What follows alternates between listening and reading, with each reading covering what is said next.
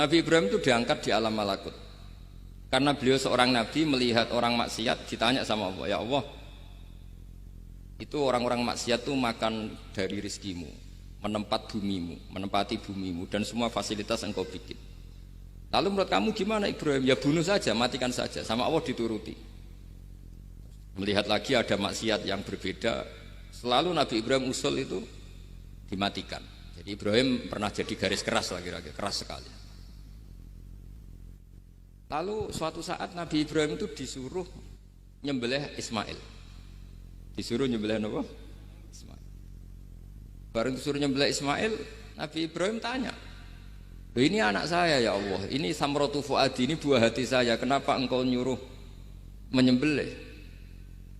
Sejarah ngetikane pangeran, apa kamu tidak ingat ketika tak angkat di alam malakut beberapa hambaku kamu usul supaya tak bunuh?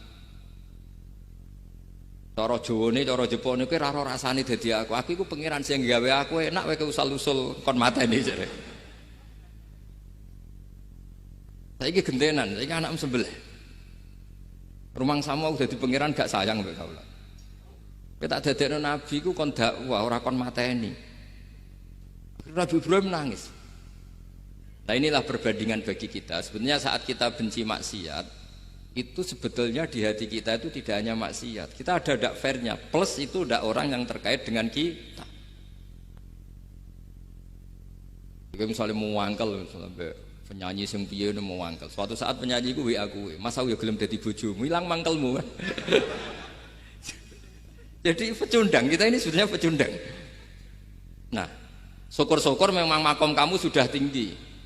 Memang benar-benar benci karena maksiat. Paribasane wayu gelem mbok rabi tetap mangkel. Tapi saya tidak yakin. Soleh-soleh seperti ini imannya sampai seperti itu tidak yakin. Dan saya kalau yakin begitu berarti keyakinan salah itu salah dan bodoh itu, karena itu enggak terbukti. Makanya ini kitab baru kalian kitab hikam, karena ini acara ngaji hikam kula waos sedikit mawon kula waos ini jawabannya Nabi Ibrahim ketika disuruh nyembelih Ismail teng halaman 4 juz 2. Allahumma hadza waladi wa samratu fuadi wa ahabbun nasi ilayya fasami aqailan yaqul ama tazkurul lailah allati sa'alta fiha ihlaka abdi awama ta'lamu anni rahimun bi ibadi kama anta syaqiqun bi waladik. Jadi Ibrahim, anak kamu sembelih. Kata Ibrahim, ini enggak mungkin Gusti, ini buah hati saya, kenapa engkau minta ini tak sembelih? Apa kamu tidak ingat pernah mengusulkan saya menghabisi sekian hamba saya? Kalau kamu bisa sayang anak kamu, saya juga sayang hamba-hambaku, enak wae. Mikir. Jadi makanya kalau suwon kita ini hidup harus insaf. Nak kira dia duit, iku yo mangkel tenan, loro tenan. Terus bojomu mbok kon sabar pas kowe ra ngekeki duit, iku yo ora fair. Wis ben-ben ngamuk. Satu kelihatan cerdas. Memang kondisi enggak punya uang itu harus ditanggapi dengan marah. Masa diapresiasi. Pinter Mas kowe saiki dadi wong zuhud. Wah ya ribet. Wah ya ribet kan. Wes jos Mas sampean saiki ra duwe dhuwit, sampean wis dadi wong zuhud, wong waroi. Tapi do mati bareng saiki. Jadi sebetulnya Allah bikin emosi itu andaikan boleh dibahasakan wis dipikir. Walau la dafwahin nasa fa'dhum bi ba'dil lafasadatil. Jadi bumi ini sebaiknya itu diisi dengan sekian perbedaan. Tapi tidak konflik loh, perbedaan dengan konflik itu beda. Saya ulang lagi, bumi ini sebaiknya diisi dari sekian apa? Perbedaan, karena justru itu bagus. Saya itu berkali-kali bilang, andaikan tidak ada pikiran kedua, ini dunia ini sudah rusak. Harus ada pikiran kedua. Misalnya ono wong kok terlalu apik mbek kanca, mesti bojone sampet. Wong gak men ngopi mbek kancane, ra tau ngapi mbek bojone. Tapi kalau ngopi mbek bojone terus, mesti kancane sing sampet. Wah, jok rabi lali kanca. Ribet. Manusa itu ribet. Kados kula dugi mriki ini hormat Gus Maksum. Nggih mungkin tok ganjaran. Tapi untuk dosa sithik-sithik ninggal pondok. Jadi ya sudah. Ya mau tidak mau karena memang hidup itu tidak banyak pilihan. Ada orang sering ibadah di masjid sholat itu ya bagus, tapi dia pasti tidak baik dalam sistem sosial. Umpama wong soleh kabeh ning masjid itu donya akeh sing mati. Karena tidak ada tim SAR paling murah. Loh iya kan, wong kecelakaan Itu penolong pertama itu orang yang di masjid apa sing tukang ning dalan-dalan. Artinya sing ning masjid iktikaf mesti ra duwe ganjaran nulung wong kecelakaan. Artinya ada kebaikan yang pasti nggak bisa dilakukan orang yang sedang di masjid. Andai kan yang di jalan tuh orang-orang soleh itu wah dunya sebaldatun thayyibatu wa rabbun ghafur. Loh ya betul, Nabi pernah ditanya sahabat, ya Rasulullah kita ini senengane ngegeng di jalan. Ya kata Nabi ya sudah nggak apa-apa, asal a'tut thoriq haqqaha. Ya kamu memberi haknya jalan. Apa itu? Amar ma'ruf nahi mungkar. Maksudnya nahi mungkar gini. Misalnya di bus itu ada orang soleh mayoritas, itu sing nyopet ya wedi mergo mesti ditabuki wong akeh. Kalau yang di perapatan wong soleh kabeh sing beda wedok ya isin. Mergo sing perapatan wong soleh kabeh. Lah masalah iki ra soleh kabeh, kemari ribet kan gak soleh kabeh. Jadi sebetulnya Indonesia itu aman kalau yang di jalan tuh soleh semua karena perempuan lewat gak diganggu. Ada copet gak berani, semuanya aman. Maka di Islam itu menyebut kebaikan itu jumlahnya banyak sekali. Tidak bisa kamu wah hebat-hebatnya wong sing ning masjid terus, tidak bisa seperti itu. Andai kan semua orang di masjid, nah ono kecelakaan pertama yang nolong siapa? Nah ono wong goleki alamat tuh takok sapa wong kabeh ning jero masjid. Ribet kan? Nah, makanya ini Quran bikin aturan wala taq'udu bi kulli siratin tu'iduna wa tasudduna an sabilillah. Yang enggak boleh itu duduk di jalan sambil mengganggu atau mengancam hal-hal yang baik. Tapi kalau duduk di jalan justru membantu hal-hal yang baik, maka ini disyariatkan oleh Islam. Jadi ini kita harus mulai mikir ya. Jadi walhasil ngendikane kitab hikam, bayangkan yang maksiat itu anak kamu, istri kamu. Pilihan kamu itu memaafkan dan minta dimaafkan oleh Allah. Tapi ketika orang lain kamu minta supaya dilaknati Allah, ini tidak fair. Jika kita diajari guru-guru kalau minta ampun ighfirli wali walidayya wali jami'il muslimina wal muslimat. Masih dikata wali jami'il muslimina wal muslimat wal mu'minina wal mu'minat. Itu filosofi yang luar biasa, kata jami' semuanya ya Allah engkau maafkan. Bukan keluarga saya tok, siapapun yang berkontribusi terhadap Islam ini engkau maafkan. Begitu juga di muqaddimah khutbah kula suwun harus ditradisikan wala alihi wa sahbihi ajmain. Kata ajmain ini kata pembeda. Mungkin orang baca hanya rutin, tapi kita yang nekuni ilmu, ajmain ini kata kunci. Fa inna ahlas syiah akramu sahabiyan wa ahanu sahabiyan akhar. Jadi tradisi madhab syiah itu apa? Ada sahabat yang begitu dimulia-muliakan berlebihan kayak Sayyidina Ali, dan ada yang dihinakan kayak Abu Bakar dan Umar. Lalu pembedanya dengan ahli sunnah apa? Kita menghormati sahabat wa sahbihi ajmain. Jadi hadhil kalimah kalimatun fariqah. Ini kalimah pembeda. Jadi ajmain buatan kalimah rutin terus ono jimate ono kasiate ini buatan. Kita maklumatkan ke seluruh dunia bahwa mazhab ahli sunnah ditandai dengan wa ala alihi wa sahbihi ajmain. Mengenai dawe Basim wa nukrimu ahlal bait wa nukrimu jami'a ashab Rasulillah sallallahu alaihi wasallam. Jadi wa nukrimu jami'a ashabi Rasulillah sallallahu alaihi wasallam. Ciri utama mazhab ahli sunnah apa? Menghormati keluarganya Nabi dan menghormati seluruh, ada kalimat apa? Seluruh sahabat. Jadi kata ajma'in itu kalimatun fariqah atau kalimatul fasl. Kalimat yang membedakan mana madhab syiah dan madhab ahli sunnah apa?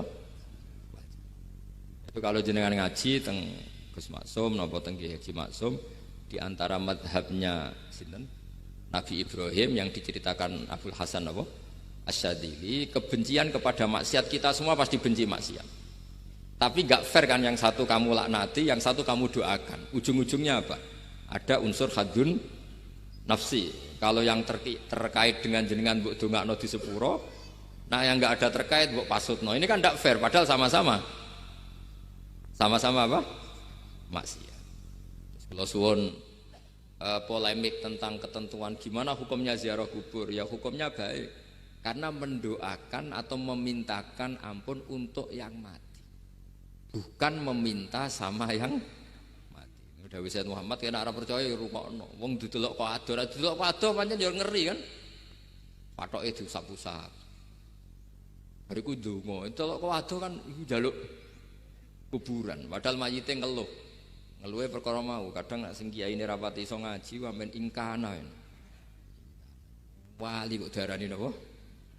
Ya Allah, jika mayit ini, andekan mayit ini baik, maka dan andekan tidak, lu cara kowe dadi mayit. Bocah ora jelas.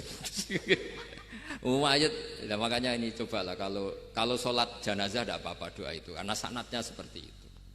Kalau doa guru ya diatur-atur yang baik lah, langsung mawon ya ghafiratunu wal khotiat gini-gini, saya mohon beliau amal baiknya jangan terima, amal buruknya jangan ampuni, karena guru juga manusia tidak nabi. Boten terus apa pakai apa ingkana apa kita beruk. Nah, mulane itu setelah peristiwa ini Nabi Ibrahim menghentikan faman tabi'ani fa innahu minni wa man asoni fa innaka ghafurur rahim. Ya Allah, orang yang ikut saya ya pasti bagian dari saya, artinya harus berhak mendapat syafaat. Tapi orang yang sedang tidak taat sama saya, kula suwun beri hak untuk tobat. Jadi ghafur itu artinya ya kasih waktu lah Gusti untuk tobat, sehingga umat ini nggak berhenti berharap supaya yang sedang maksiat pun kita selalu berharap suatu saat pasti tobat. Kita berharap la'allahum yarji'un, la'allahum yantahun. Quran sendiri menghadapi orang-orang maksiat masih selalu diberi harapan la'allahum yarji'un, la'allahum yantahun. Ya tentu dengan sekian mau'idhah, sekian hikmah, sekian amar ma'ruf nahi mungkar. Yang jelas kita sebagai ahlul ilmi tidak punya sanad model keras, karena semuanya ini proses. Sama nggak bisa niru Nabi itu kan dulu perang Gus. Loh Nabi perang dulu itu enak. Enaknya itu Nabi mesti bener, musuhnya mesti salah. Iku Abu Jahal CS. Saiki kowe perang kowe ora mesti bener. Musuh ora mesti salah. Terus kabeh tegas piye oleh tegas wong padha ora jelas. Riyen tegas kan gampang, Nabi mesti bener, musuhnya mesti salah. Kan penak. Lah sampean wah, sampean masih macake santri ini. Cara tukaran mbek tanggamu ora mesti tak bela. Ya mergo ora mesti bener. Wong bapak anak cerita kula, ana imam masjid sepuh, istiqomah geger mbek pengurus takmir. Ya kadang bener sing canom-nom. Kok imam masjid sing sepuh iku ndekne wong paling sepuh kudu dadi imam terus jare bapak. Iku istiqomah apa mau digenteni wong liya. Itu banyak alumni sarang, alumni Pelosok Lirboyo nganggur gara-gara sing tua itu mau digenteni. Nah, tapi misalnya kok sing nom ambisi ya salah, ono sing sepuh kok sing nom ambisi hidup itu udah banyak pilihan. Artinya gini loh, di wilayah istihad, di wilayah mikir itu potensi salah itu ada. Ya wow, kena abot keluargamu mesti sering ninggal bojo. Nah abot bojo mesti mengabaikan ibu kamu, saudara kamu. Nak ngono sing imbang Gus. Rai-rai pas-pasan wangel imbang. Ndak segampang itu ngelola keseimbangan itu ndak gampang. Karena hidup tuh wakana bena dzalika qawama itu ngukurnya ndak gampang. Misalnya sampean sholat soft awal terus. Ini ada ulama yang ngeritik meskipun sholat awal paling apik. Kowe iku sapa kok ngarep terus koyok paling bener. Jebule kok ngarep jebule salah. Lah yo kan kuatah. Orang maksa sholat awal terus ning Mekah, jebule salah. Jadi ono juga wali yang kalau sholat tuh nggak guri, ditakoki, kenapa kowe sering nggak guri? Aku iku isin. Madhep pangeran kok hebat wae kok ngarep. Banyak juga cara pandang ini karena wilayah istihad. Napa wilayah napa? Wilayah istihad itu kayak iya kayak enggak. Makanya dalam masa misalnya gini contoh paling gampang. Kalau ada boto gaweane wong Rembang cek wong Blora, itu kan sering kena teletong dan teletong itu jadi materinya. Ono sapi ngising ning kono dibaro terus diolah jadi boto. Terus kemudian boto ini jadi masjid. Itu najis apa enggak? Najis kan karena disuci enggak bisa, materinya najis. Itu hanya boleh di mazhab Abu Hanifah. Mazhab Abu Hanifah itu mengatakan alatut tadhir itu 3, air, turab, debu dan anar, api. Alasannya mazhab Abu Hanifah, orang mukmin yang dosanya banyak itu disucikan dengan api neraka. Berarti api itu min alatit tadhir. Sebab itu botol yang sudah dibakar itu otomatis suci. Tapi saya berkali-kali fatwa, tidak boleh dikiaskan. Kalau kamu tidak ada air terus nyolder air, nggak boleh. Nanti ada orang mandi junub pakai api. Mau ora karu-karuan. Ya sudah, contoh itu hanya gue botol mawon. Coba praktek nak wudu ra ono banyu berarti oleh nganggo solder ya ndak. Tapi itu kan ilmu. Ilmu itu ya seperti itu. Akhirnya beberapa materi yang dari najis asal sudah ngalami pembakaran itu cara madzhab Abi Hanifah dianggap suci, kayak botol, kayak keramik atau peso. Dulu beberapa materinya peso ya kadang ada materi yang najis. Tapi ini sudah ngalami pembakaran, maka dihukumi suci. Mungkin kalau contohnya aja go wudu lah. Semuanya pesan gua aja digo wudu, aja digo mandi junub. Misal iwak itu kalau besar cara Syekh Nawawi Banten itu tae cek dianggap najis karena bentuknya besar. Kayak intikal madzhab Abu Hanifah pun digoreng pun kena api, pun dibakar pun kena api. Jadi berarti pun apa? Suci. Nah itu jenenge madzhab. Jadi madzhab itu orang itu berpikir kemudian kayak iya kayak enggak. Makanya terus ada apa ijtihad. Nah, makanya dalam ranah ijtihad itu orang enggak boleh saling menyalahkan, ya sudah itu sama-sama mungkin. Makanya kalau dalam ilmu usul fikih disebutkan ra'yuna shawabun yahtamilul khata' wa ra'yuka khata'un yahtamilus shawab. Pendapat saya itu benar tapi ya mungkin salah, pendapat Anda salah tapi juga mungkin benar. Ini yang menjadikan ahli sunnah wal jamaah itu fleksibel. Fleksibel itu rileks. Karena di luar masalah usuluddin, masalah tauhid, itu ya mesti begitu. Sampean sering silaturahim ning kanca-kanca ning dulur-dulur. Apik. Tapi takokno bojomu, wong kok amen lunga. Karena terus kadang silaturahim nak keseringan yo keliru. Silaturahim jam 09.00 wae wong kerja. Maksudnya piye? Ini kan makanya terus ada orang cara mencintai Nabi itu enggak pernah sowan. Ditanya, "Loh kamu itu mencintai Nabi kok enggak pernah sowan?"